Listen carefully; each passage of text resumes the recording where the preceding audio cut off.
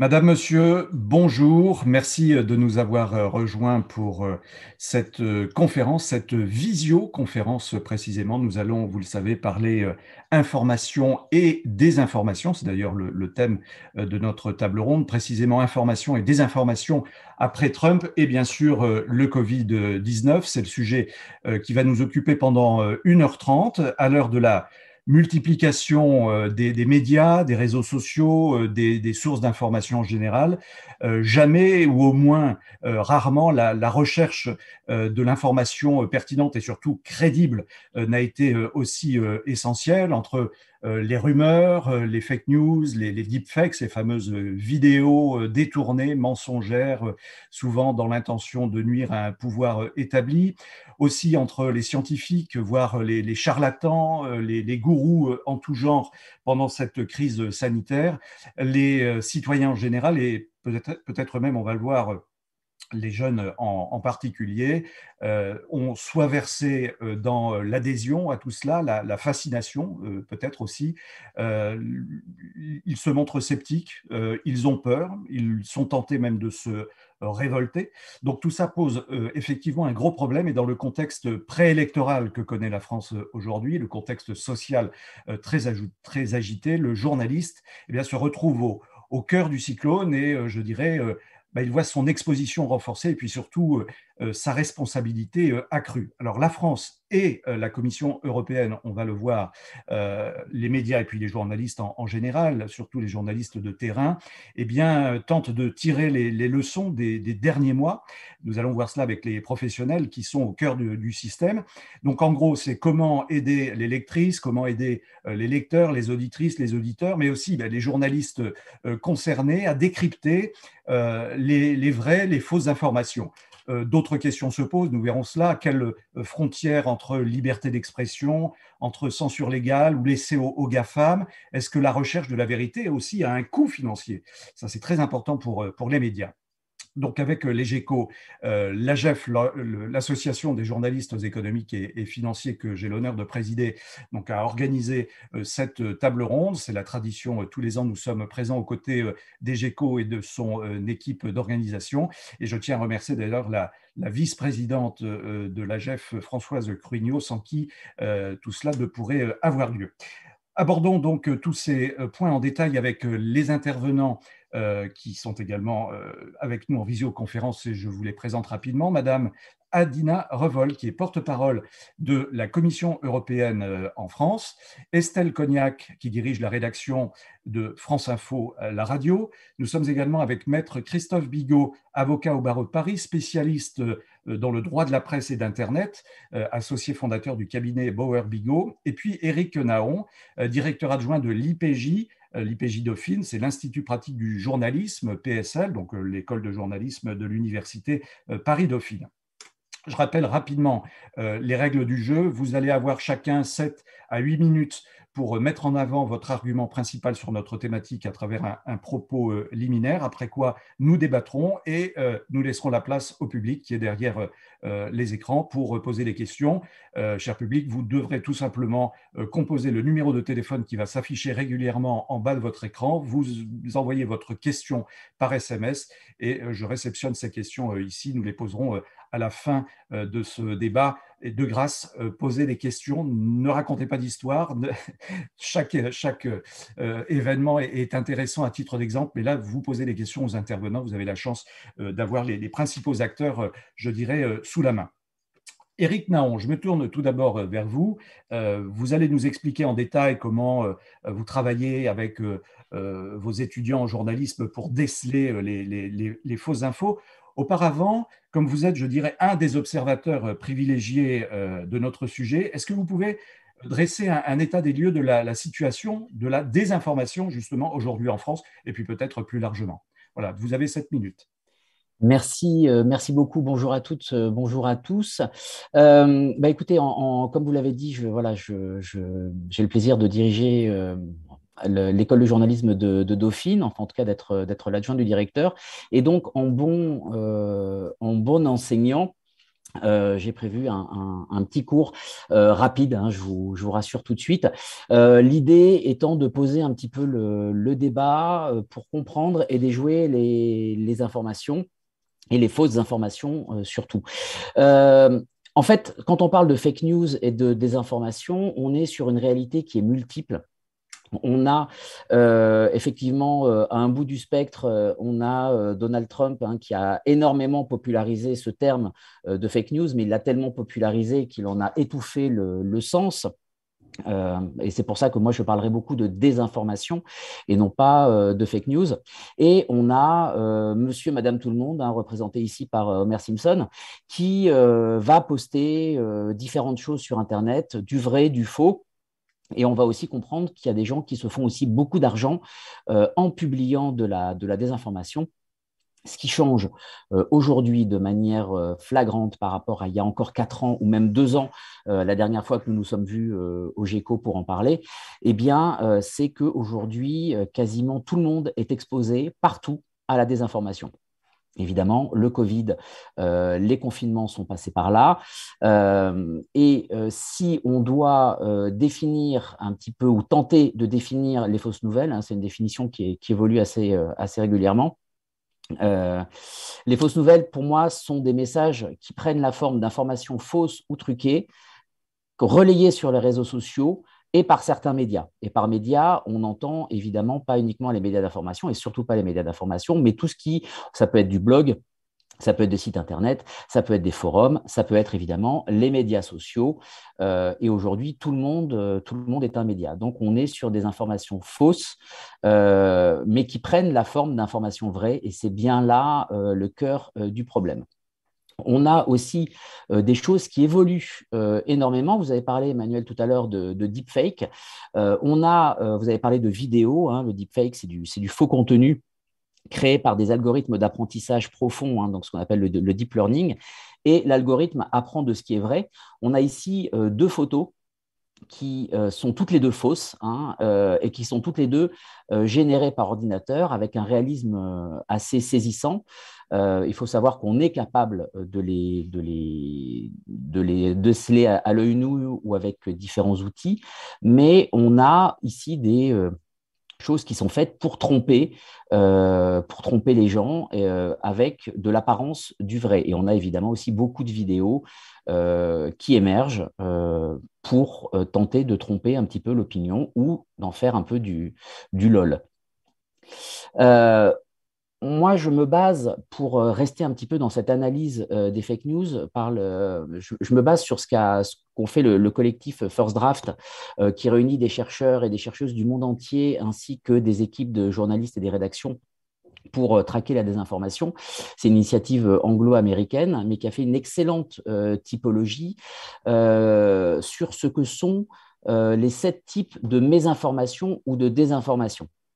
Euh, on voit bien que dans cet amalgame des fake news, on a d'un côté, on peut avoir de la satire, de la parodie, hein, comme le Gorafi assez régulièrement.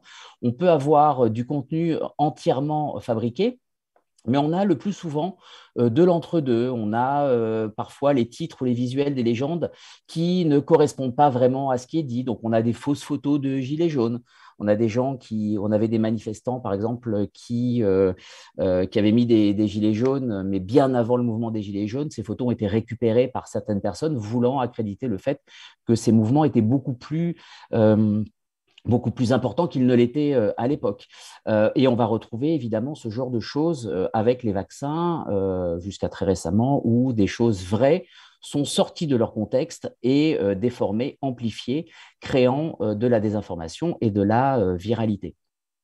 Ce qui va vraiment faire la différence, je m'excuse pour cette slide absolument horrible, mais ce qui va vraiment faire la différence entre la désinformation et la mésinformation, c'est l'intention de nuire. Ce que l'on va ranger dans les fake news va être vraiment la désinformation, c'est-à-dire un contenu faux avec une intention de nuire. Si on est dans la mésinformation, on sera sur du mauvais journalisme ou une erreur honnête quand on n'a que de l'information sur Internet, on est plus dans du chantage ou du harcèlement. Donc vraiment, pour qu'on comprenne bien ce qu'il en est. Un petit truc pour repérer un petit peu la désinformation, les fake news à l'œil nu, hein, quelque chose que tout le monde vraiment doit se poser, c'est si la nouvelle que vous recevez est extraordinaire, dans le sens où si elle sort de l'ordinaire, si elle n'est pas reprise par d'autres sources d'informations, parce que les journalistes travaillent tous ensemble, hein, ce n'est pas un concert médiatique, mais bien souvent, quand une information arrive, elle n'arrive pas que dans l'oreille d'un seul journaliste. Donc vraiment, si elle n'est pas reprise par d'autres sources, si le poste vous dit vite avant qu'on nous censure, vite avant qu'on le retire, partagez-le en masse, c'est un indice qu'on est sur un contenu absolument faux. Si l'émotion prime sur le factuel, si en lisant cette nouvelle ou en regardant cette image, vous vous dites c'est horrible, c'est scandaleux, c'est révoltant, ou si au contraire c'est absolument génial, il faut quand même se poser la question. Et si c'est trop beau pour être vrai et que vous avez 3 des 4 conditions qui sont là, pensez bien que vous êtes probablement en présence d'un contenu de désinformation. Ensuite, en ce qui concerne la réponse des écoles de journalisme, nous travaillons à l'IPJ sur un projet et avec l'EJTA, l'Association européenne des écoles de journalisme, un projet extrêmement rigoureux d'apprentissage du fact-checking qui est aujourd'hui est rentré vraiment dans les corpus, hein, et pas seulement dans la recherche et vérification de l'information.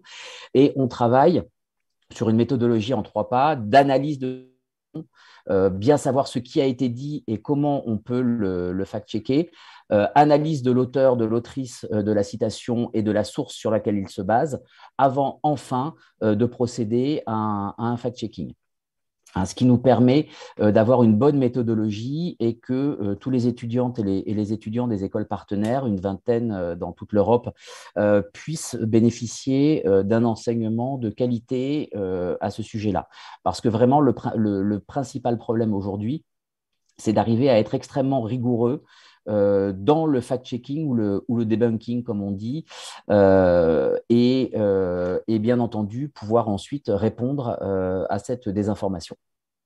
Évidemment, c'est un problème de journaliste parce que la désinformation est ensuite passée au filtre des médias qui va apporter une réponse avec le fact-checking.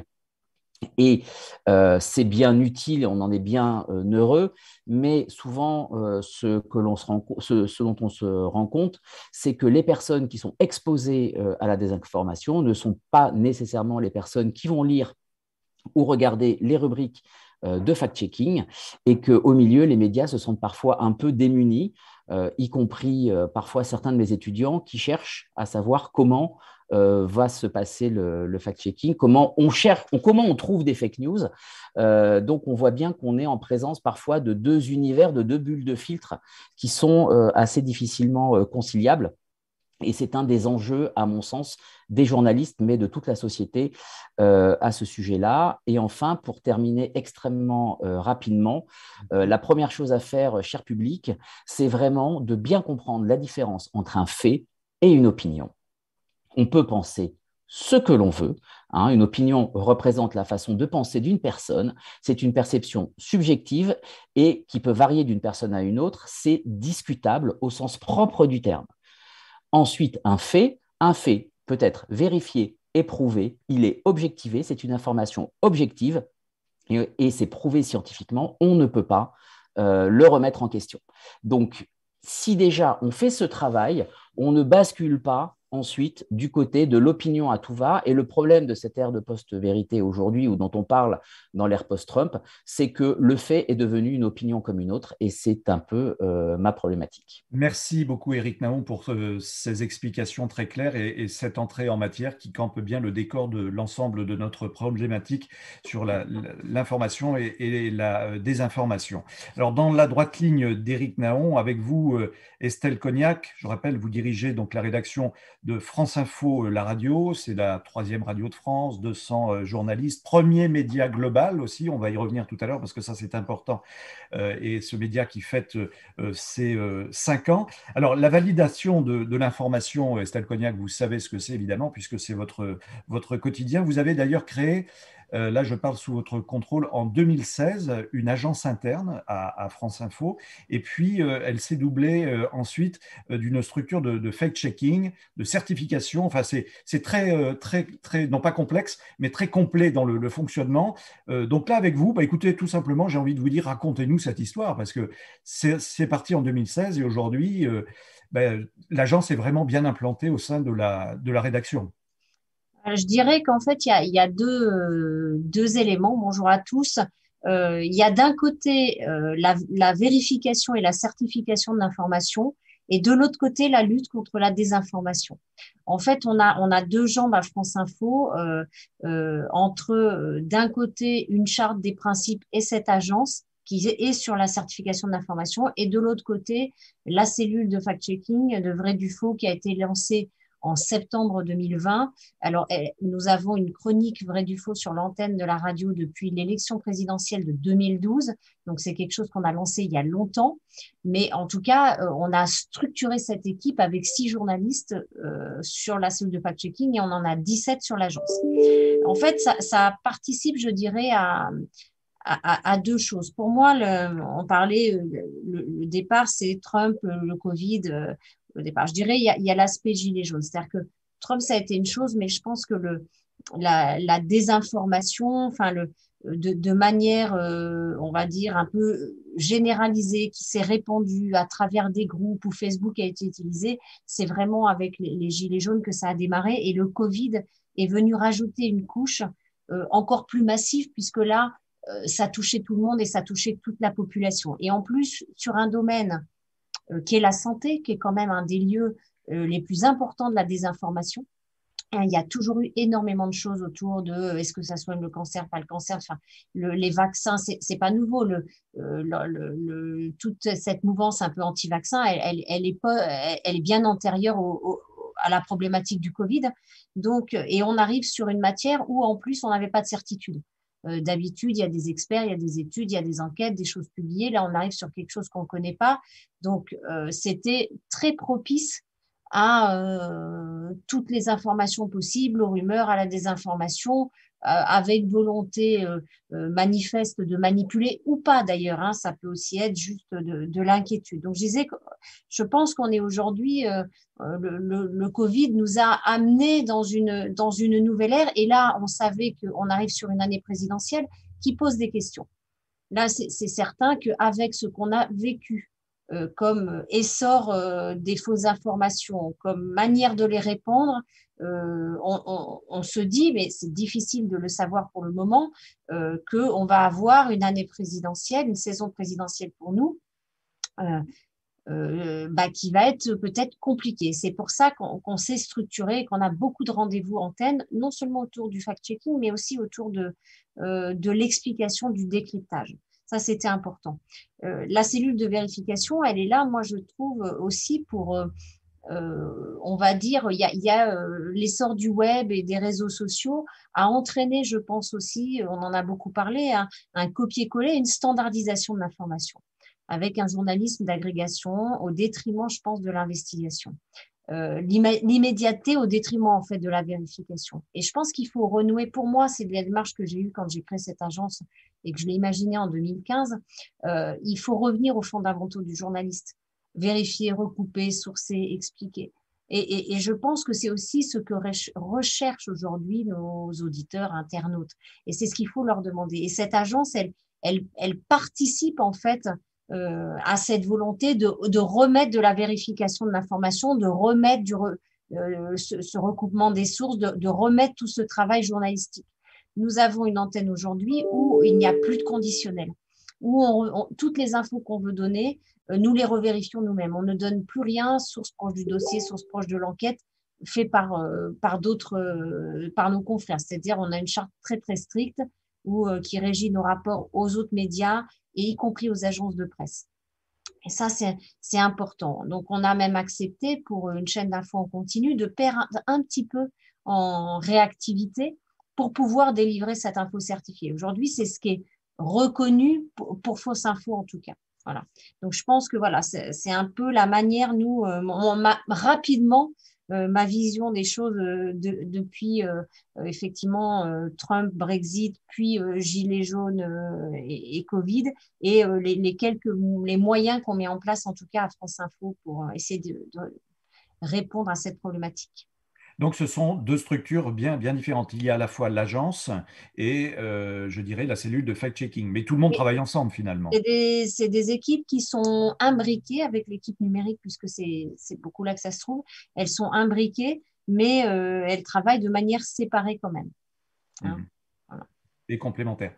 Merci Estelle, vous restez avec nous bien sûr. Le débat se poursuit dans quelques minutes. Je me tourne vers Maître Christophe Bigot.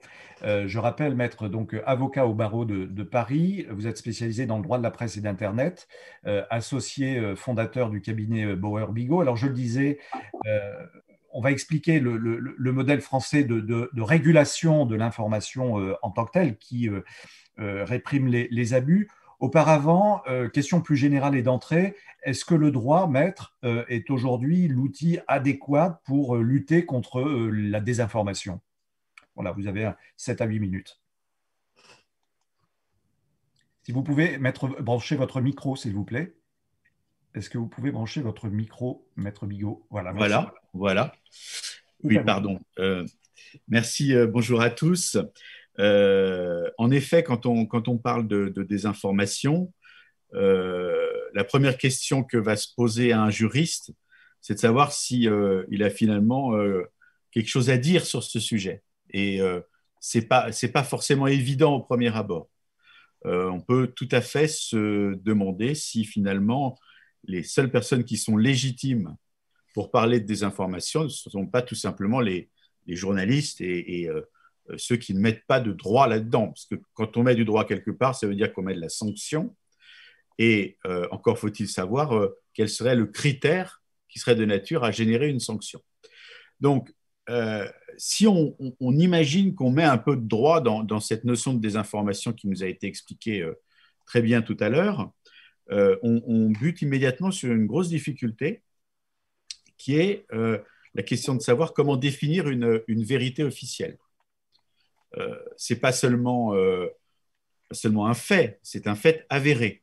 Il faut bien évidemment distinguer les faits des opinions, mais il faut ensuite, en plus, distinguer les faits avérés des faits faux. Et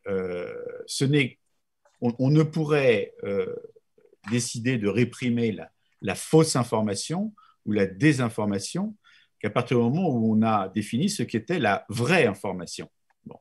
Alors, c'est évidemment un champ d'investigation philosophique très complexe. Et moi, en tant que juriste, j'ai tendance à dire que ce n'est pas trop mon job de définir ce qu'est la vraie information. Hein. Voilà. Et ensuite, une fois qu'on a défini une vraie information, il faudrait considérer que lorsqu'on s'écarte d'une vraie information, c'est susceptible d'une sanction. Voilà. Est-ce qu'on peut être sanctionné parce qu'on a écrit ou dit quelque chose de faux? Bon. Simplement faux.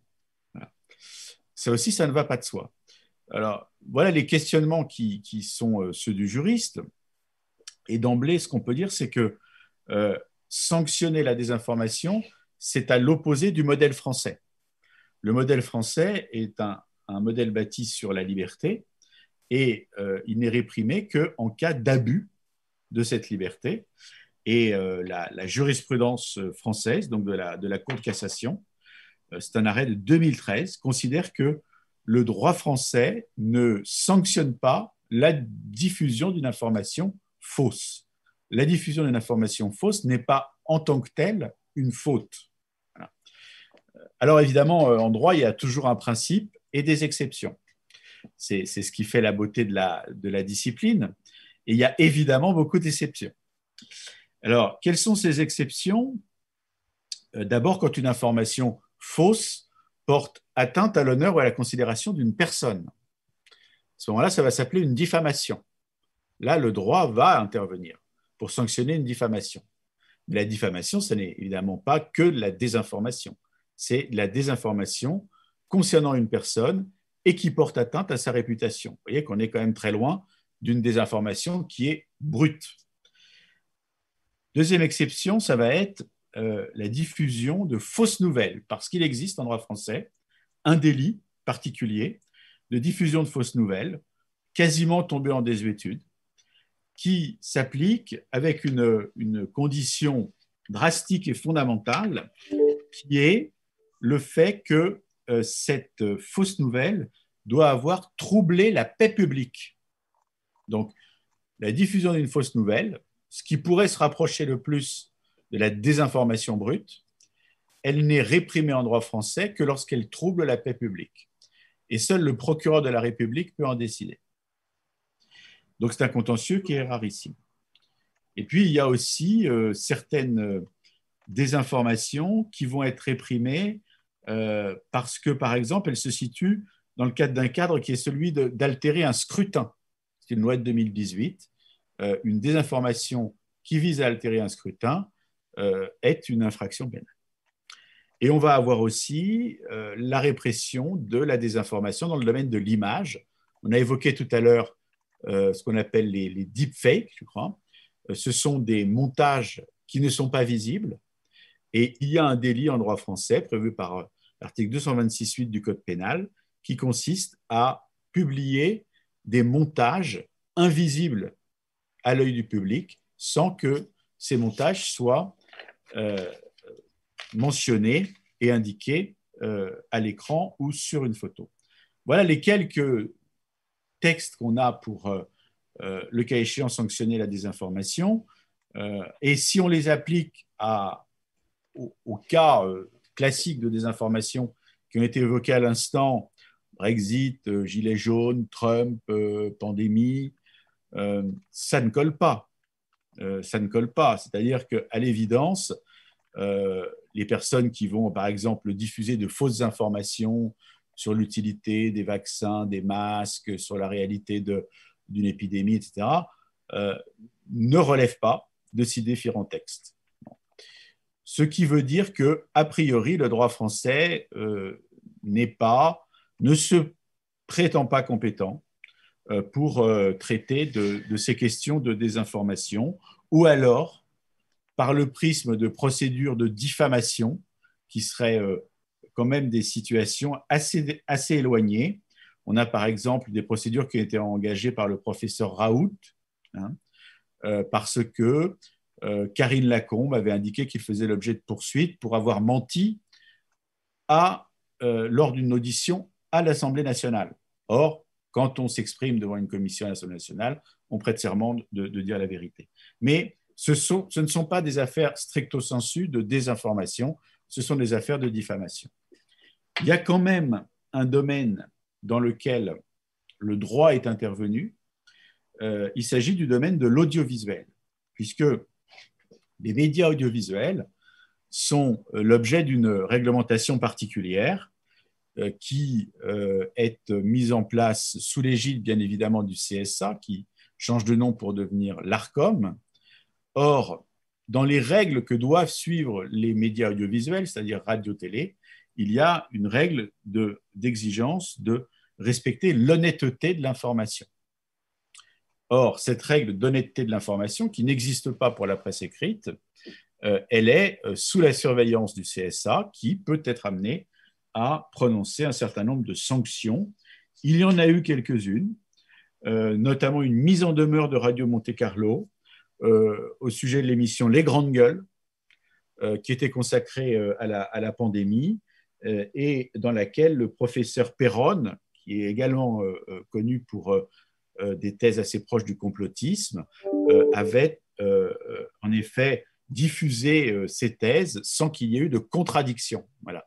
Et RMC a été mise en demeure. Mais en dehors de ces cas de figure très exceptionnels, le droit de la presse en général n'a pas vocation à intervenir dans ces questions de désinformation. Merci beaucoup, Maître Bigot, pour ces explications. Et on va y revenir aussi parce que je pense qu'il y aura beaucoup de questions sur ces liens entre les journalistes dans l'exercice de leurs fonctions et des groupes de pression qui sont de plus en plus évidents, qu'ils soient politiques ou même industriels. Les textes de loi, d'ailleurs, ont failli légiférer là-dessus. Enfin, on aura l'occasion d'y revenir. Madame Adina Revol, vous représentez donc la Commission européenne en France, à Paris. On vient de parler des différentes initiatives prises en France par les professionnels de l'information et du droit, mais évidemment tout cela doit se concrétiser dans la dimension européenne, hein. C'est un petit peu non pas la conclusion générale, mais on voudrait savoir comment la Commission européenne, comment vos services traitent de ces sujets de désinformation, de mauvaise information, de fake news, parce que l'Europe est attaquée de toutes parts, évidemment. Et donc là, vous avez un rôle central dans cette lutte. Comment ça marche? Là aussi, si on rentre dans la cuisine de la Commission européenne, comment vous faites? Bonjour, bonjour à tous, bonjour à tous. Merci beaucoup pour l'invitation à cette table ronde, effectivement, où il est très important de parler d'Europe parce que vous avez raison, l'Europe est attaquée de partout. Et l'Union européenne, en fait, n'est pas juste une question de règles, de réglementation, de marché, des monnaies. L'Union européenne, ce sont les citoyens européens, donc vous et moi, nous, et ce sont des citoyens qui luttent ensemble pour des valeurs, dont la liberté, dont la démocratie, et pour un avenir meilleur.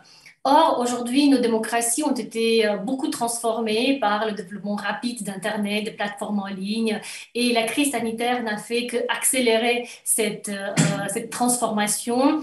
Le numérique est devenu vraiment une pièce maîtresse dans notre façon de vivre, de travailler, d'apprendre et aussi de participer au discours civique. Et je voudrais m'attarder sur la question de la pandémie, de la crise du Covid, qui a illustré vraiment de manière frappante les menaces et les défis que la désinformation pose sur nos sociétés, sur la démocratie européenne.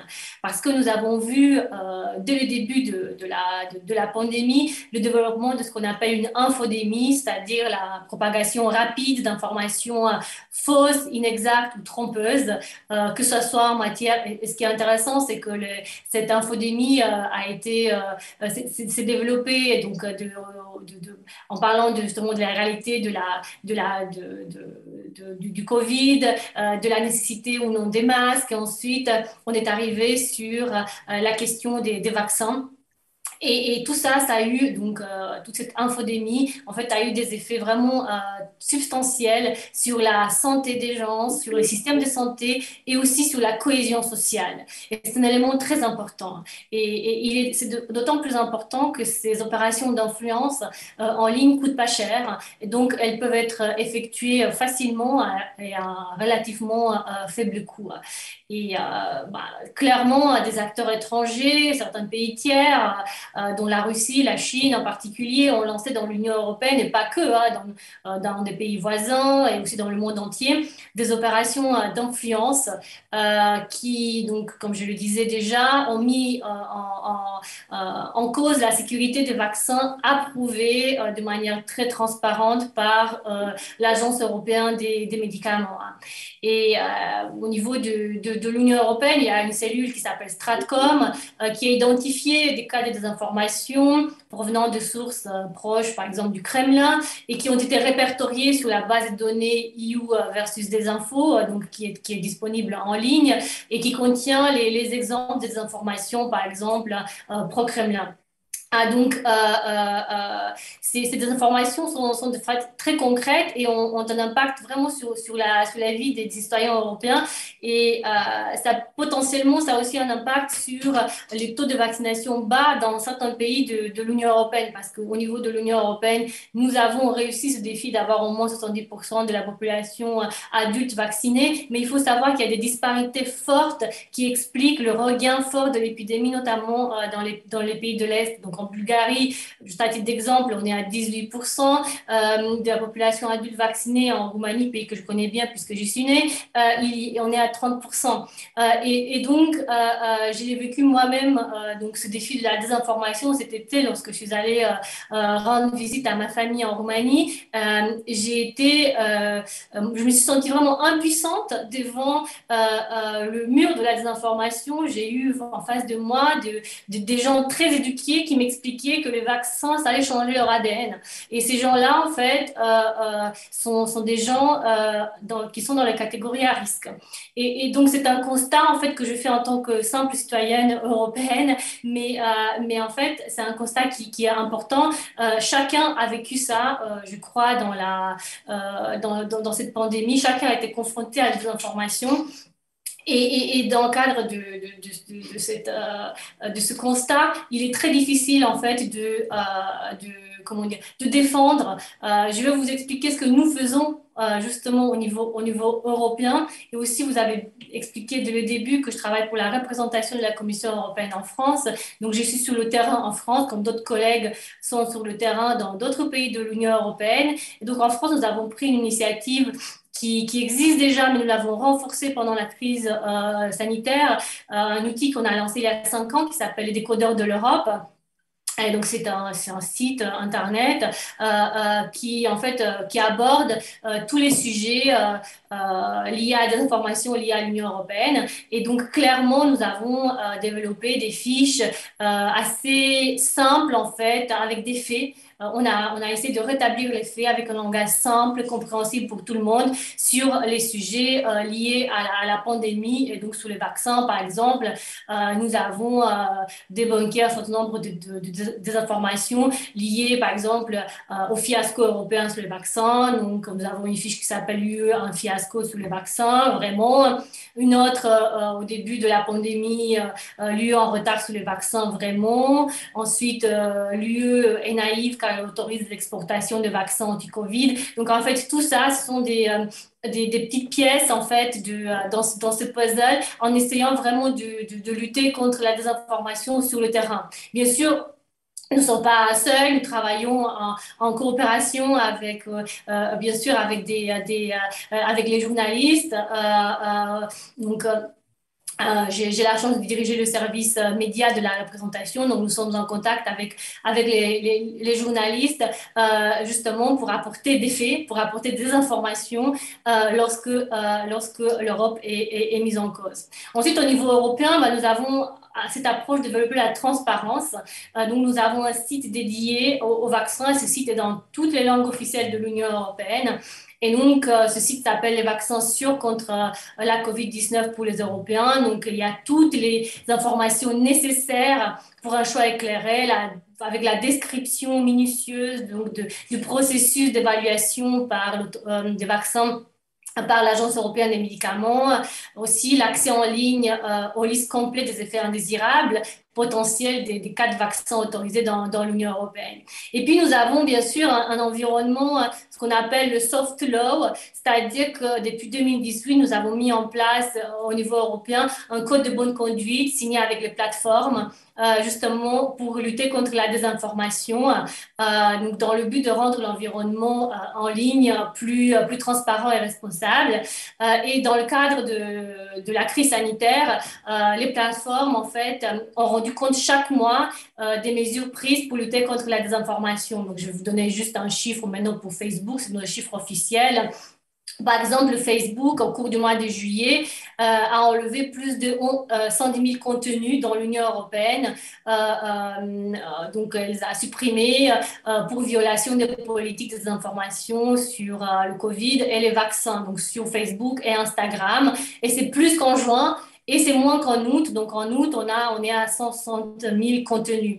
Mais en fait, ces chiffres européens masquent une disparité entre les pays, entre les langues, parce que parmi les contenus trompeurs vérifiés sur Facebook, en fait, dans les principales langues européennes autres que l'anglais, n'ont pas été pris en compte. Donc, ce qui expose les Européens non anglophones à un risque accru de rencontrer de la désinformation en ligne. Et donc, clairement, la pandémie nous a servi d'un sort de test de résistance de ce code de bonne conduite et de ce soft law, et a montré que nous devons intensifier davantage la lutte contre la désinformation. Et car donc justement ce code, il est très utile, il est précurseur, mais il est appliqué de façon incomplète selon les plateformes signataires ou selon les États membres. Et puis, il n'y a pas un mécanisme de suivi approprié. Donc, la Commission a proposé de le renforcer, et surtout dans le cadre de la loi européenne sur les services numériques que la Commission a proposé. Donc là, il s'agit du juridique, donc il s'agit d'une directive européenne qui est en cours de discussion. La Commission introduit de mesures de transparence et de modération de contenu et de publicité, et propose des obligations légales contraignantes pour les très grandes plateformes en ligne, afin de traiter les risques systémiques pour les droits fondamentaux, et aussi enlever les risques de manipulation intentionnelle des services. Donc, cette loi européenne est en cours de discussion maintenant entre les États membres et le Parlement européen, et pourrait être approuvée en début d'année prochaine pendant la présidence française du Conseil de l'Union européenne. La France a fait justement de ce paquet numérique une de ses priorités, et donc cela permettra en fait de renforcer davantage la lutte contre la désinformation. Mais encore une fois, je rappelle que dans l'Union européenne, la lutte contre la désinformation se fait sur la base de la liberté d'expression, mais il y a qui est une valeur fondamentale, mais il faut en même temps intensifier nos efforts afin d'apporter plus de transparence dans la modération du contenu et de la publicité en ligne. Merci. Voilà ce que j'avais à vous dire de manière assez spécifique au Covid et à la crise sanitaire, au cadre européen. Et puis, bien sûr, je reste à votre disposition pour d'autres questions. Oui, il y aura de toute façon débat et les questions de la salle. Donc, vous m'offrez une transition, Madame, pour inviter en tout cas les personnes qui sont en train de suivre cette visioconférence de poser leurs questions. Le numéro de téléphone apparaît régulièrement en bas de l'écran. Il suffit de composer ce numéro et tout simplement poser sa question par SMS. Alors, on va débattre des différents thèmes que vous avez évoqués, participation croisée de chacun. On va peut-être remonter le fil. Éric Naon, donc vous qui pratiquez cette lutte contre la désinformation, la manière d'aborder le sujet avec vos élèves.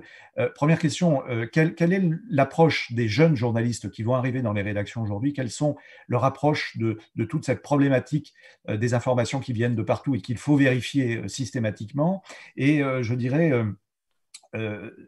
la multiplicité des réseaux sociaux pose la question de la viralité aussi. Et ça, je crois que c'est un sujet sur lequel vous êtes très, très attentif. Donc, comment les jeunes journalistes aujourd'hui appréhendent cette question de la vérification et la viralité? Comment vous enseignez cela à vos élèves? Enfin, la lutte contre. Oui, j'entends bien, merci. Il faudrait leur demander à mes élèves, évidemment, mais je pense qu'ils sont extrêmement soucieux de ça, parce que, notamment, comme je le disais dans mon propos, en 2021, tout le monde est touché, de manière directe ou indirecte, mais en tout cas, on n'est plus aux 6 degrés de séparation.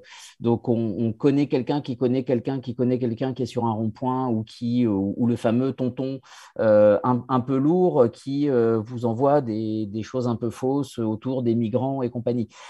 Aujourd'hui, ça vient en direct, ça vient en frontal, ça vient dans le bus, ça vient dans le cercle familial proche, ça vient dans les amis. Et on se rend bien compte qu'on a besoin de rigueur. Et donc, mes élèves sont extrêmement soucieux de ça, parce qu'ils me font souvent état justement d'amis qui leur disent des choses ou qui s'en prennent à eux parce que journalistes, ce qui pose de réels soucis. Donc, il y a un vrai côté concerné. Et mon rôle est de dépassionner le débat. Et assez régulièrement, je leur dis, c'est un peu notre slogan sur le projet You Fact Check, c'est: nous ne sommes pas en guerre, nous sommes au travail. Et nous ne sommes pas en guerre contre la désinformation. Voilà, c'est le point que j'essaye de faire passer à mes élèves. On n'est pas en guerre contre la désinformation, on fait juste notre travail.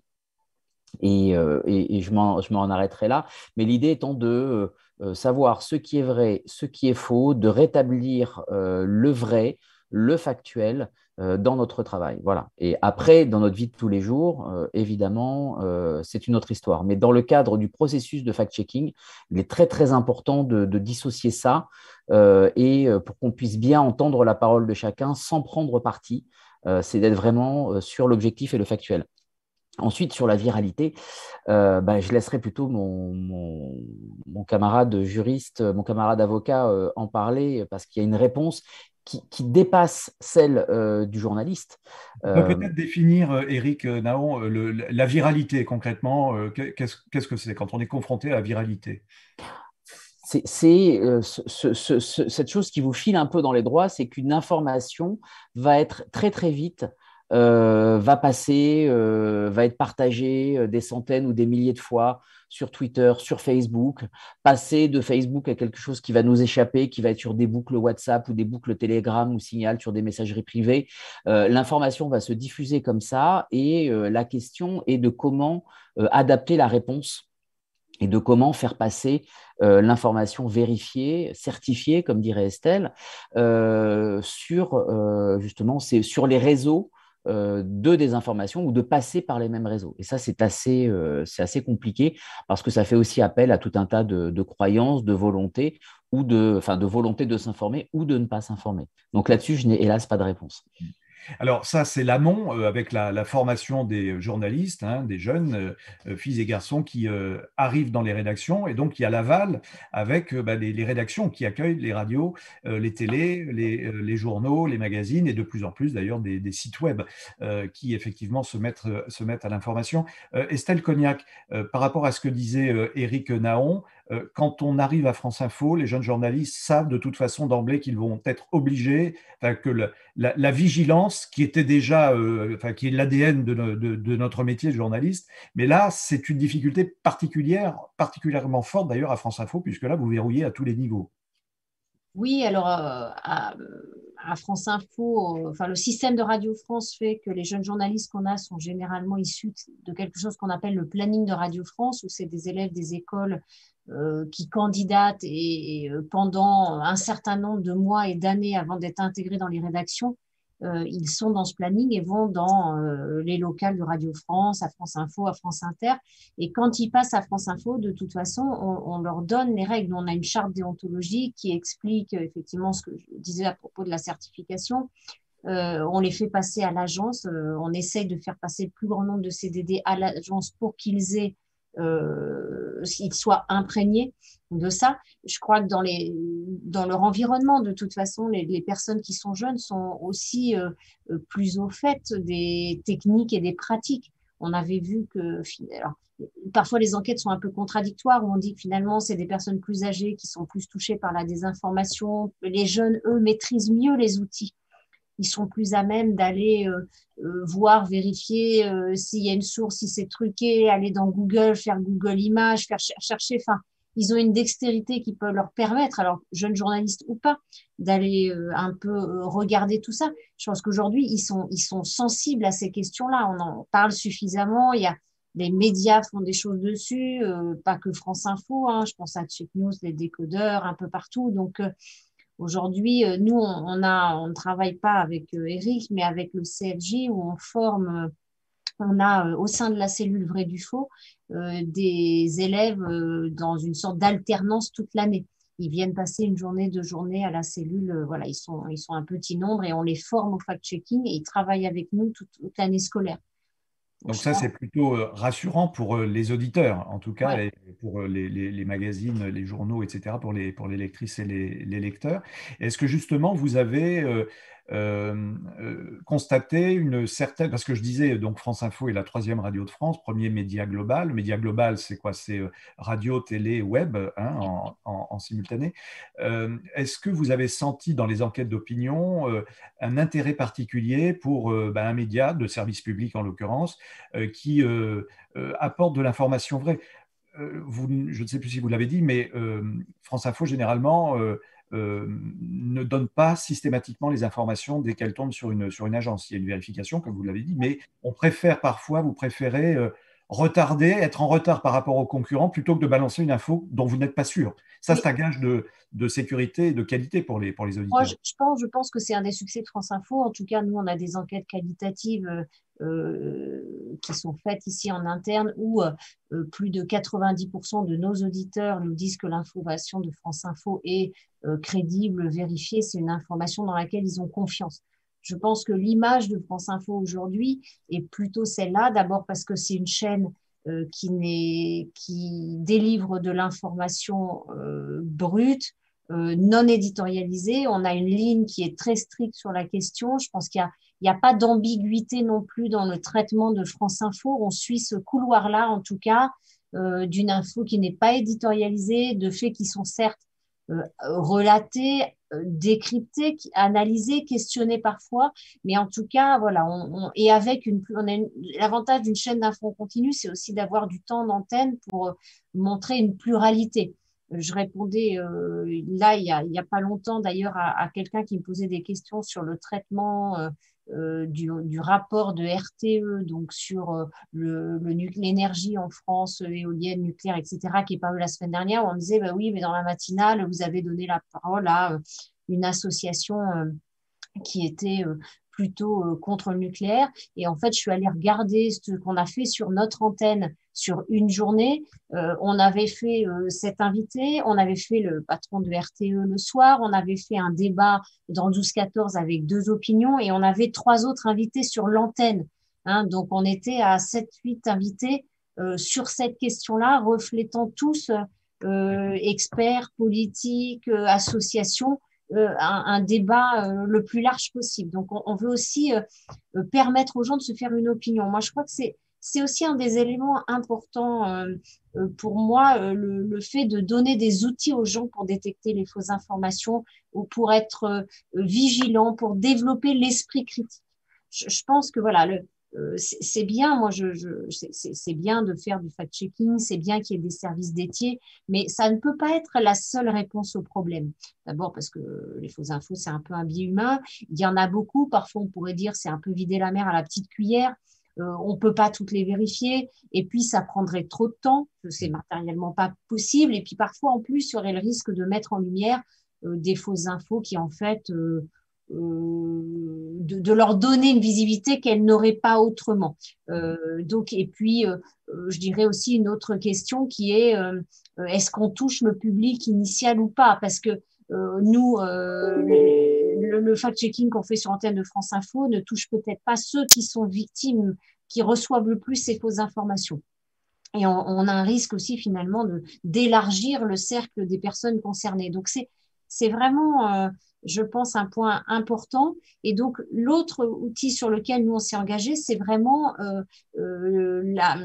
développer ces outils de reconnaissance des fausses infos, d'éducation aux médias. Ça, c'est quelque chose d'important. Il y a les adultes, mais il y a les enfants, tout le jeune public, collège, lycée, leur donner des kits, des outils pour qu'ils décryptent eux-mêmes. Et c'est notamment pour ça qu'on a lancé un vrai du faux junior qui existe aujourd'hui avec Émilie Gautreau, où là, chaque semaine, on a eu un épisode, les enfants posent des questions sur un thème, et puis elle leur répond avec un spécialiste. Et on voit, eux, leur perception aussi de l'environnement médiatique, de ce qu'il y a chez eux. Donc, je pense que donner des clés pour comprendre, en fait. Oui, voilà, je pense que c'est ne pas orienter l'opinion. Débunker nous-mêmes. Là, j'ai un peu digressé par rapport à la question de départ, mais je pense que c'est, voilà, on ne peut pas, nous, dans ce que l'on fait, que ce soit en fact-checking, que ce soit sur la manière dont on travaille, tout être, en fait, et résoudre tous les problèmes. Ça n'est pas possible. Donc, je pense que ce travail des médias autour du développement de l'esprit critique, de l'éducation aux médias et de la formation autour de tout ça, pas que chez des étudiants, mais chez des plus jeunes, est un point important. Alors, vous allez pouvoir répondre aux questions, alors j'allais dire des auditrices et des auditeurs, mais plutôt des personnes qui nous suivent derrière leurs écrans pour cette visioconférence. Je reviens, Maître Bigot, avec vous sur un point qu'évoquait Éric Naon, qui est la viralité. qui pose effectivement de sérieux problèmes juridiques. Quel est votre regard sur ce sujet par rapport à ce que disait Éric Naon? C'est un regard un peu impuissant. Il faut savoir que la viralité, elle est appréhendée en droit français que sous une forme très traditionnelle. C'est-à-dire que si vous faites par exemple un retweet, vous êtes responsable de votre retweet et par conséquent, vous publiez vous-même un contenu qui peut éventuellement être illicite et vous engagez votre responsabilité si ce contenu est illicite. Sauf qu'évidemment, si vous avez 20 000 personnes qui font un retweet, il n'est pas question de faire 20 000 procès. Donc, il faut s'orienter sur un autre modèle pour mettre fin à ça. Qu'est-ce que peut être ce modèle? On n'a toujours pas trouvé un modèle qui serait pertinent pour lutter contre ça. Le seul modèle aujourd'hui, c'est de faire une notification de contenu illicite à la plateforme, soit Facebook, Twitter, Google, etc.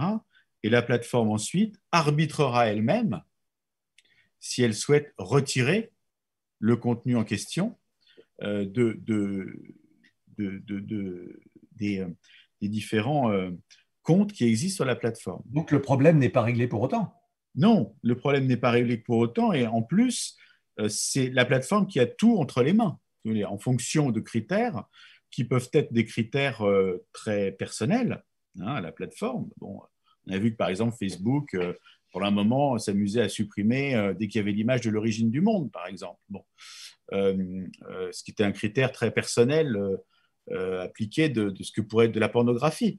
Donc, on a un système qui est soit engager des procès, mais la multiplication des contenus ne le permet pas raisonnablement, soit être pieds et poings liés par rapport à l'utilisation des polices des plateformes et des conditions générales.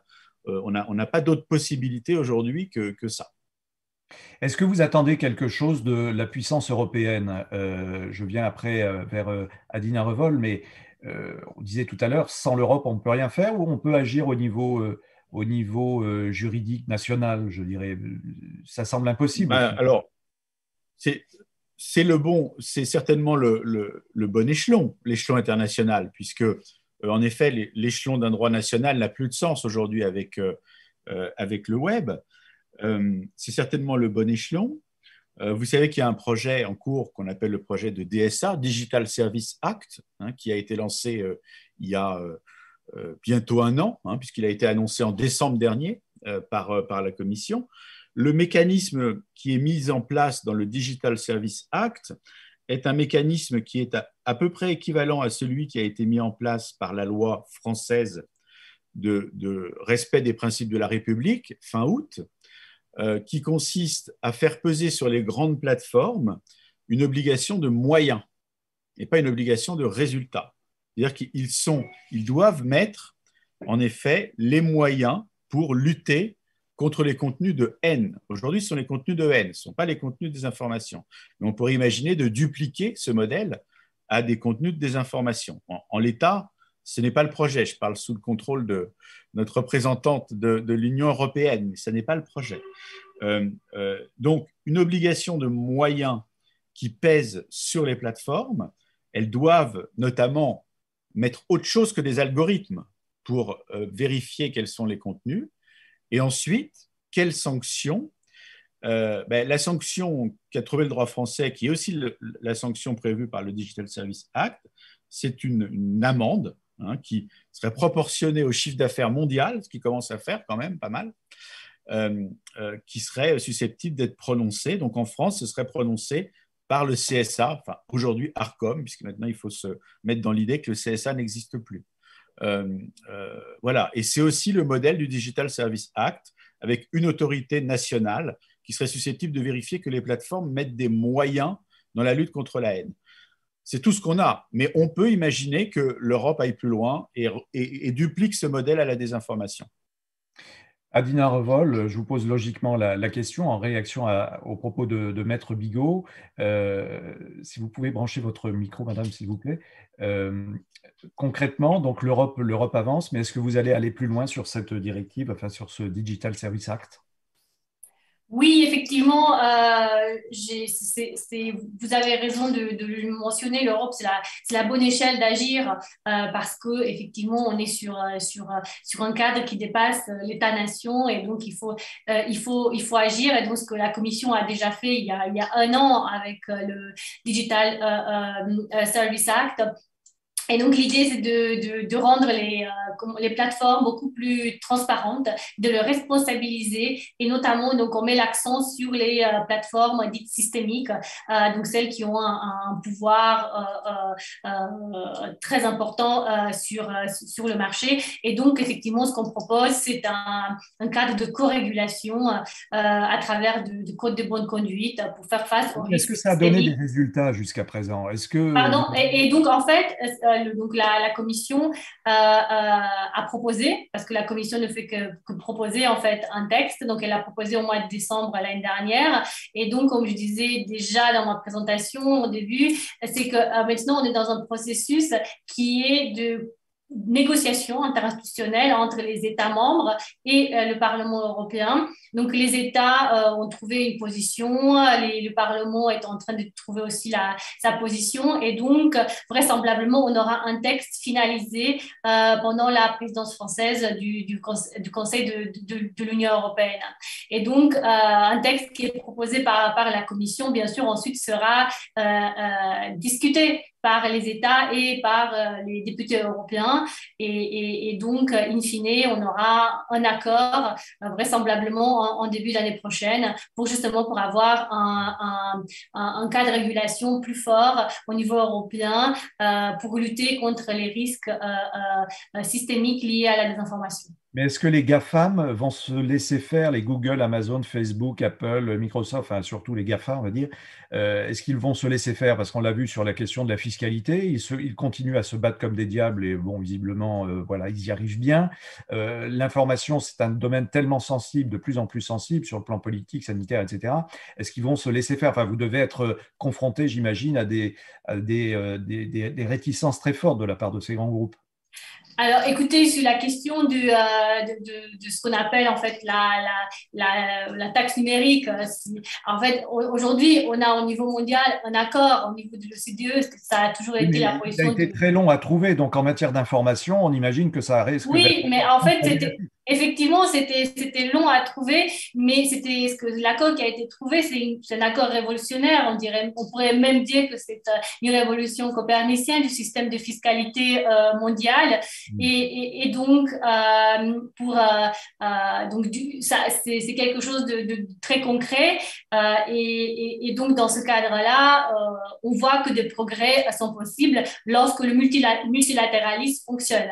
Parce que finalement, c'était ça aussi la clé de l'accord à l'OCDE, c'était le multilatéralisme et aussi la volonté de l'Europe, parce que l'Europe a été précurseur dans cette demande et puis derrière, elle a su aussi négocier avec les autres partenaires pour trouver un compromis. Maintenant, sur la question de la désinformation et de data, il faut voir que l'Union européenne a été précurseur avec le RGPD, par exemple. On était le premier continent à avoir un tel mécanisme. Et puis déjà, à l'époque, on disait que ça allait être dur. Finalement, on est devenu un rôle modèle en matière de puissance normative. Et donc, avec la loi, donc le paquet numérique, donc le digital, donc la loi sur les services numériques, et on est dans on est aussi dans un rôle précurseur et la réalité aujourd'hui montre que nous avons raison parce que on voit bien ce qui se passe aux États-Unis avec la nécessité d'avoir plus de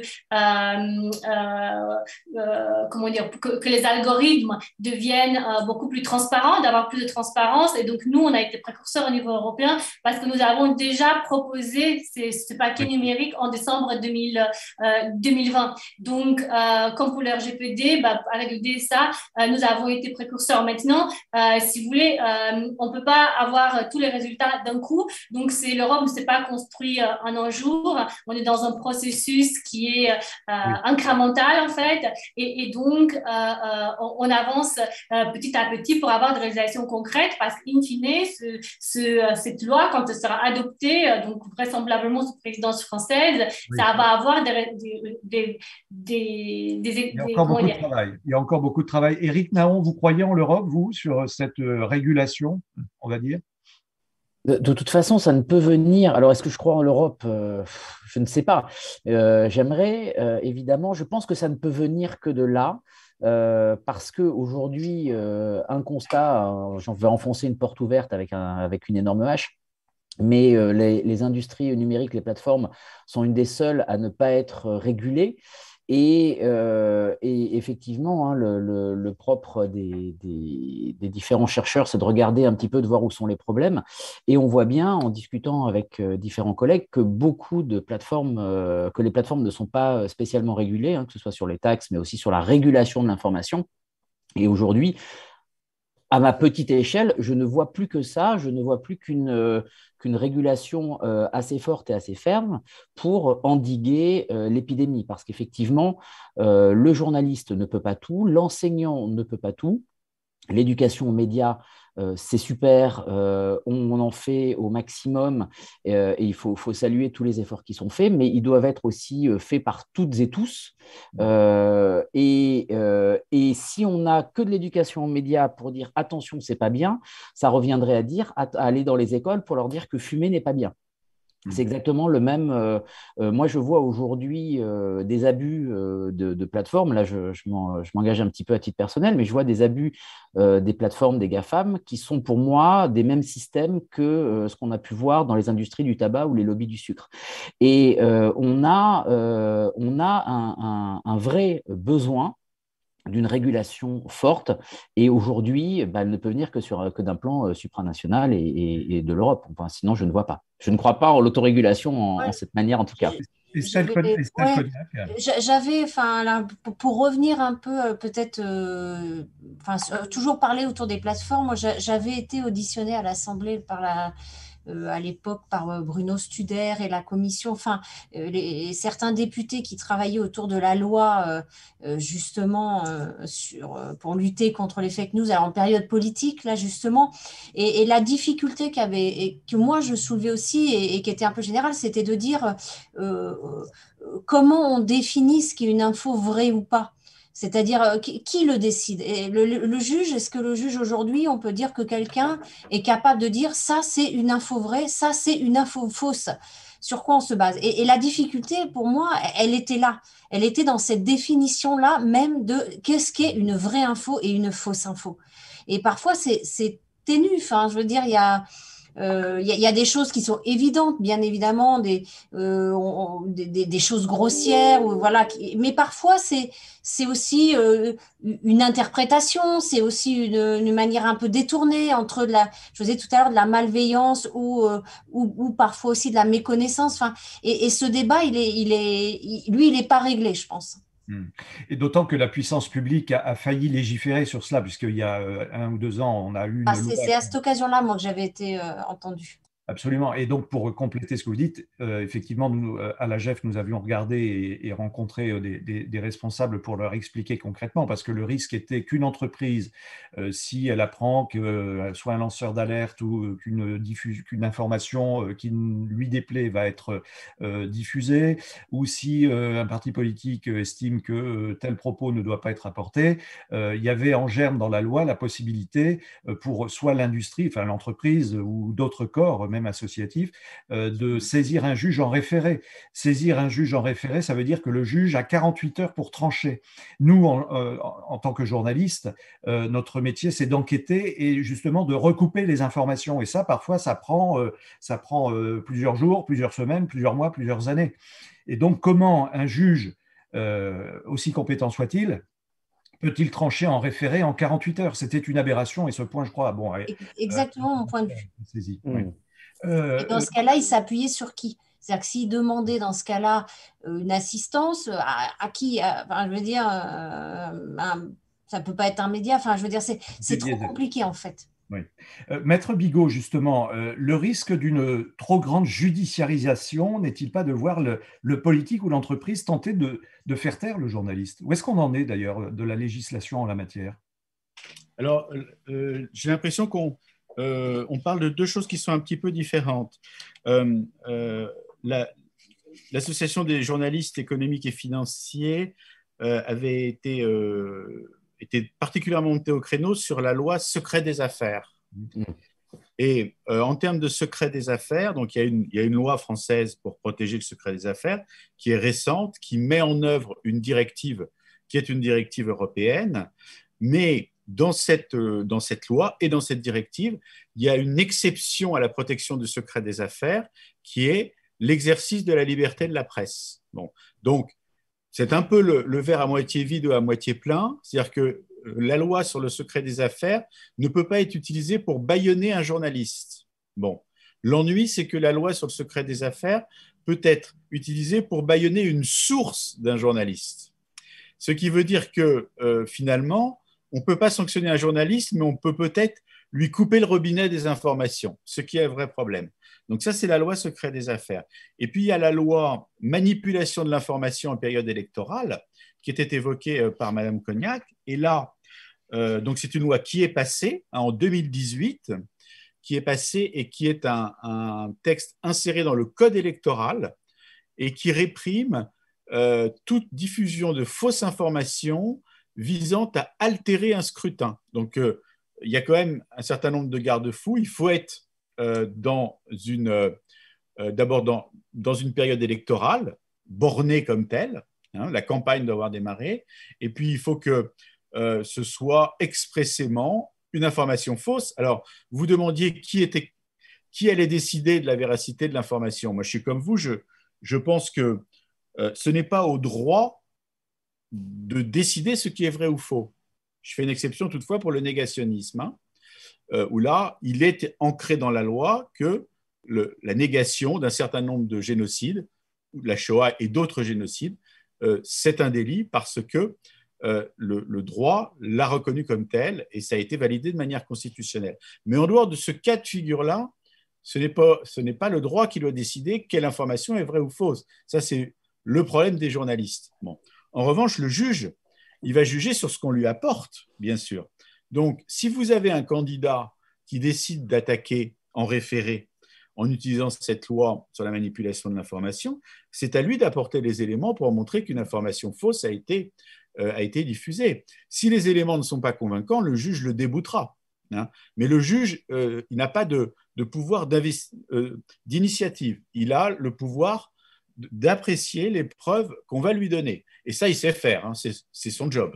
Hein, donc, il sait faire dans des proportions qui sont au moins aussi grandes qu'un journaliste, hein, puisque vous avez des dossiers judiciaires qui représentent des millions de pages. Hein. Donc, là, il n'a pas de difficulté à faire. Il sait parfaitement déterminer dans un dossier ce qui est vrai et ce qui est faux, une fois qu'on lui donne les pièces. Mais c'est au parti de lui donner les pièces. Donc, il y a quand même un risque renforcé on ne va pas dire de bâillonnement, mais de surveillance quand même rapprochée des journalistes. En période électorale et lorsque la désinformation est de nature à altérer un scrutin. Il y a une voie judiciaire qui a été ouverte par Macron en 2018. Éric Naon, sur ce point, quelle est votre réaction par rapport à justement ce travail des journalistes qui pourrait être remis en question? Évidemment inquiet, mais c'est là où il faut vraiment, je pense, bien distinguer, et c'est là où je pense que à la fois l'éducation aux médias, c'est pour tout le monde, y compris pour des magistrats, des juristes, des députés, de bien comprendre quand on parle de fausses informations, qu'on est bien encore dans le sillage de Trump qui a popularisé l'expression, et que vraiment employer le terme désinformation et mésinformation plutôt que fake news ou fausses infos aura peut-être aussi plus de sens, parce que plus on va définir finement ce que sont ce grand tout des fake news dans lequel on va aussi rajouter, on va aussi inclure le Gorafi, Nordpress et de l'erreur honnête et une info qui peut être fausse juridiquement. Moi, je vois aussi des risques d'instrumentalisation, de judiciarisation d'un homme ou d'une femme politique qui va attaquer un journal, un diffuseur, un média, quel qu'il soit. Il n'est pas obligé d'être une entreprise de presse pour être un média. Et dire, voilà, bah, c'est de la fausse information, c'est de la fausse information. Et là, si en face, les personnes n'ont pas le distinguo, tout va être englobé dans cette espèce de fake news voilà, dont on parle maintenant aussi à tort et à travers. Oui. Donc, on soit bien sûr information fausse et intention de nuire, ou alors, si là, on est dans l'erreur journalistique, ce qui arrive trop souvent, hélas, là, on rentre dans le cadre du droit de la presse. Mais oui, effectivement, si on a une loi d'exception, enfin, je ne voudrais pas utiliser ce terme, mais une loi très spécifique dans le cadre électoral, ça peut effectivement, le problème, c'est les abus, mais on a des juges pour ça. Estelle Cognac, si on va dans les coulisses de la construction du tournage d'un reportage, etc., est-ce que vous sentez une pression de plus en plus forte de la part des différents acteurs, que ce soit politique ou on parlait d'industrie, hein, parce que bon, là, on est en plus en ce moment dans une période très sensible avec les questions sanitaires, des polémiques autour des vaccins, etc. Est-ce que vous sentez depuis un certain temps je dirais, une surveillance rapprochée de plus en plus forte de la part des personnes ou des entreprises dont vous parlez?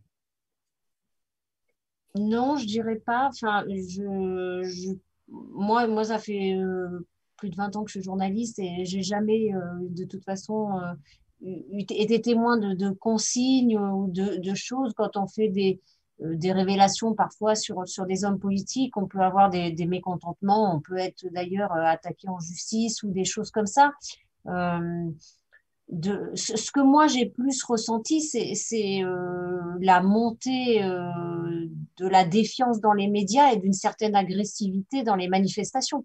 Ça, c'est réel, oui. Moi, je n'avais jusqu'à récemment jamais eu de journaliste qui partait avec des gardes du corps, hein.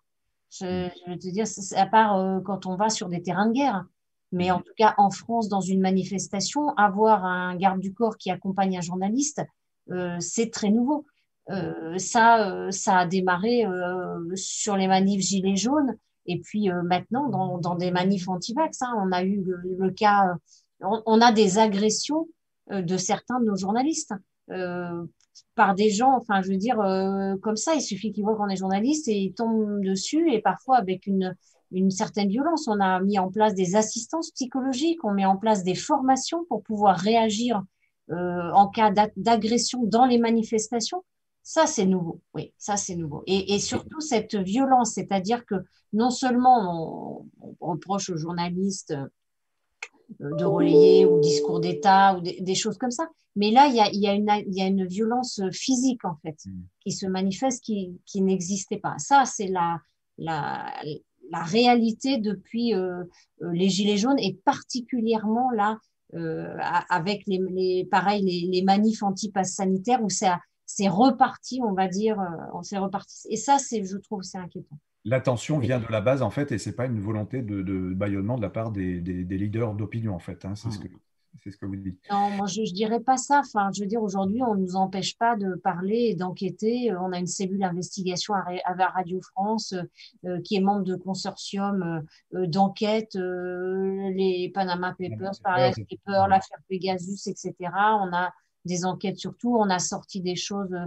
sur la France Insoumise. On a sorti des choses sur Bayrou, sur le Rassemblement National, enfin, voilà, on n'est pas empêché de faire notre travail aujourd'hui en France. Là, c'était plus, moi, ce que je constatais, c'est plus la cristallisation de certains, autour de certains thèmes qui sont avec la lutte contre la désinformation, enfin, qui sont avec les fake news. C'est-à-dire que là, je parle des manifs anti-pass sanitaire où il y a des anti-vax, etc.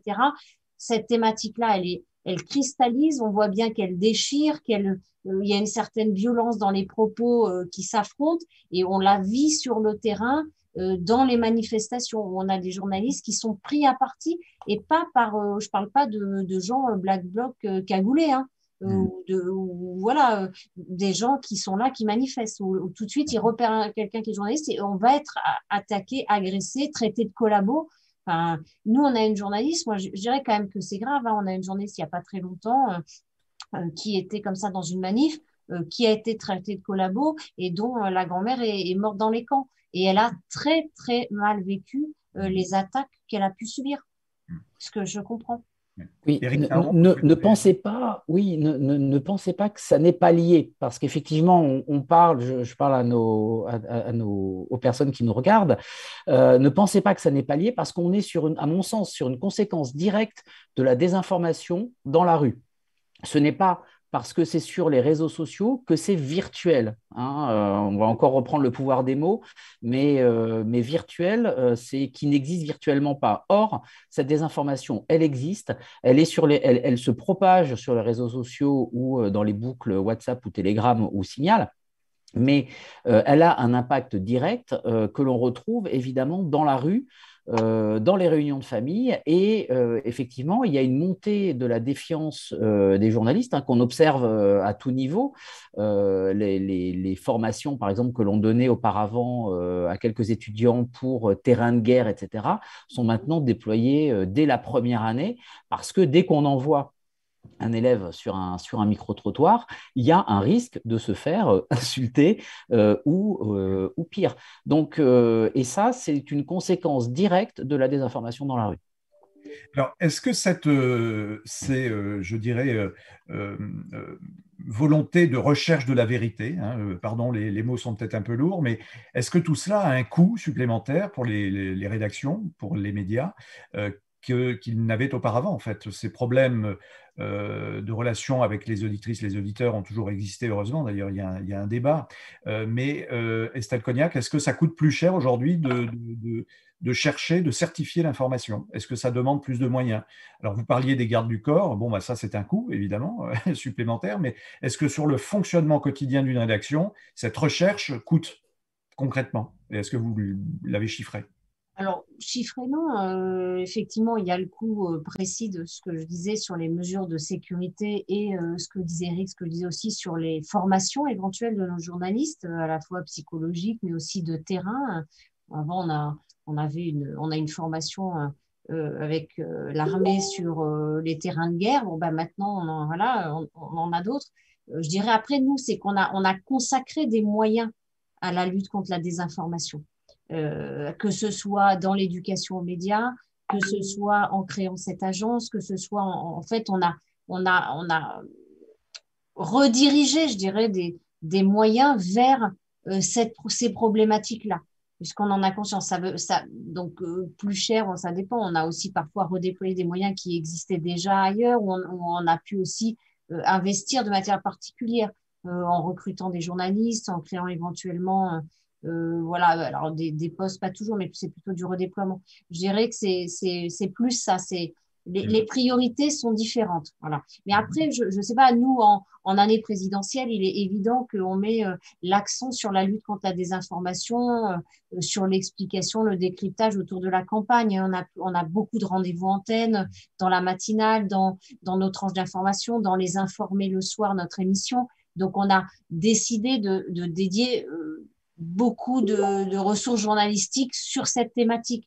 Je ne dis pas que on continuera à cette hauteur-là après la saison présidentielle, mais on sait qu'une saison présidentielle, c'est particulier. Je ne sais pas, moi, aujourd'hui, à quoi m'attendre précisément. On a des hommes politiques jusqu'à présent, je ne sais pas, on verra si Éric Zemmour est candidat et comment il se comporte, mais jusqu'à présent, on n'avait pas eu quand même des dirigeants politiques qui se comportaient comme ont pu se comporter certains politiciens ailleurs.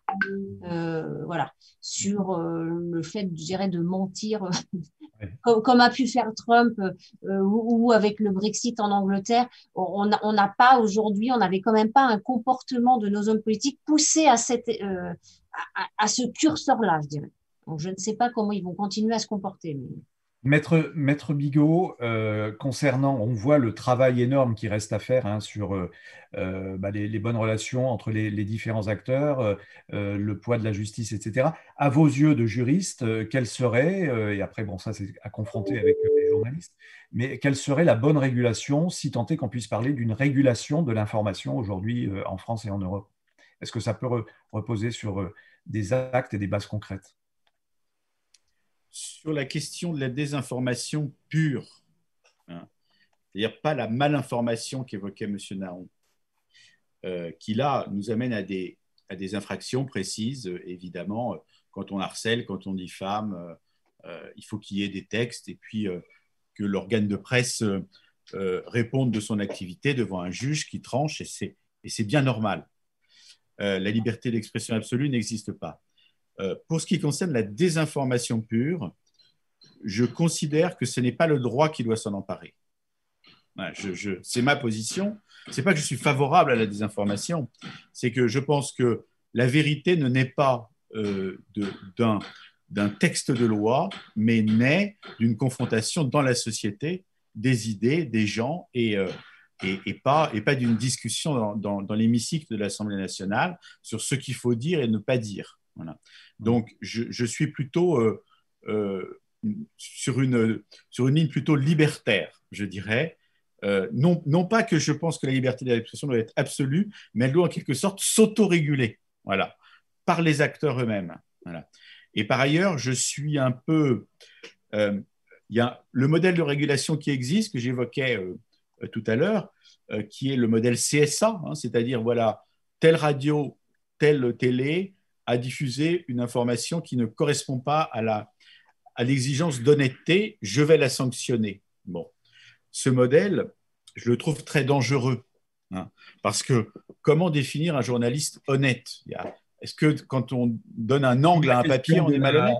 C'est comme la question de la subjectivité ou de l'objectivité du journalisme, du journaliste en tant que tel. Voilà, hein, il y a du journalisme engagé et je pense que c'est la pluralité qui fait justement la richesse de l'information. Donc ça me gêne beaucoup d'attribuer à une autorité administrative indépendante, dont les membres sont quand même nommés par le pouvoir politique, hein, puisque c'est le président qui nomme le président le président de l'Arcom, donc CSA. Demain, si c'était dans de mauvaises mains, ça peut être un peu inquiétant, hein, quand même.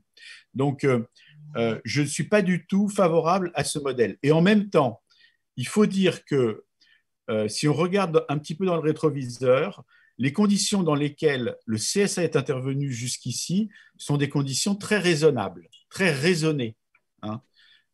Il s'agissait de dérapage total. Mais en dehors du dérapage évident, le CSA ne s'est jamais immiscé dans les lignes éditoriales. Ça, c'est plutôt positif. Estelle Cognac, vous le ressentez aussi, enfin, pas de, c'est ce que vous disiez tout à l'heure, hein, pas de pression particulière. Bon, il y a peut-être aussi une forme d'autocensure, mais bon, elle est quelque part légitime. Oui, enfin, moi, je dirais, enfin, le Covid, ça a été un peu un truc à part parce que je dois dire que, comme je le disais tout à l'heure, parce qu'on nous a beaucoup accusés autour du Covid de relayer, on nous accuse toujours d'ailleurs l'État, enfin, ce que dit l'État ou une vérité dominante ou, enfin, ou les labos, etc.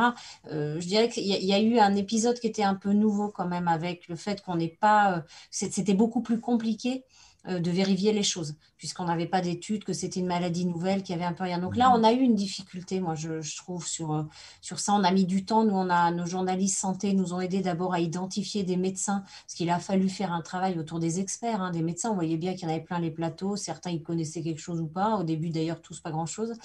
Donc, il a fallu qu'on qualifie un peu chacun, ceux qui étaient pertinents, sur quoi. Il nous a fallu un peu de temps là pour essayer de mettre de l'ordre dans les infos qu'on collectait, dans la crédibilité qu'on accordait aux sources. Voilà, c'était surtout ça. Voilà, là, on a eu effectivement au démarrage, pendant 2-3 mois, voilà, il a fallu trouver un peu des marques par rapport à ça. Donc, je dirais, voilà, mais ça c'était vraiment spécifique au début du Covid quand on n'avait rien, je pense. Avant de donner la parole peut-être en guise de conclusion et de synthèse de la responsable au niveau européen, parce que tout ce dont on a parlé, c'était très national, etc. Donc l'Europe, on l'a vu, rien ne se fera sans elle. Madame Revol, je vous donne la parole dans un instant. On a une question. Voilà, je pense que alors la table ronde a peut-être été complète et n'a pas suscité forcément de questions particulières en détail. Il y a cette question qui arrive, la force de la désinformation ne repose-t-elle pas sur une bonne compréhension alors, des biais cognitifs qui conditionnent la réception des nouvelles par le public? Éric Naon, je me tourne peut-être vers vous. Un biais cognitif, en fait, on instille dans les cerveaux, rapidement, on peut expliquer, donc c'est une force qui va venir renforcer certaines idées dans le cerveau des personnes qui écoutent et qui regardent. C'est la question de l'émetteur et du récepteur. Ça, on ne peut pas la changer et on ne doit pas la changer d'une certaine manière. Hein. On peut faire de l'éducation média, qui est une manière de bien comprendre comment sont fabriqués les médias, comment on fabrique une image, comment on fabrique du son, comment on fabrique de l'information, ou en tout cas comment on restitue les faits. Les biais cognitifs ou les biais de stéréotypes sont évidemment ancrés en chacun de nous. Quand on est journaliste, on enseigne à essayer on essaie d'expliquer à nos élèves de s'en débarrasser ou en tout cas de savoir qu'ils sont là pour être capable de les dépasser ou en tout cas de penser, de moi ce que j'appelle penser contre soi-même. Après, je n'ai pas vraiment de réponse très concrète à apporter parce que évidemment, chacun a ses propres biais. Mais en termes de désinformation, on est au-delà de ça. On est dans une croyance, on n'a pas encore employé le mot, et puisqu'on a utilisé le mot Zemmour, on va utiliser le mot complotisme. Quand on est dans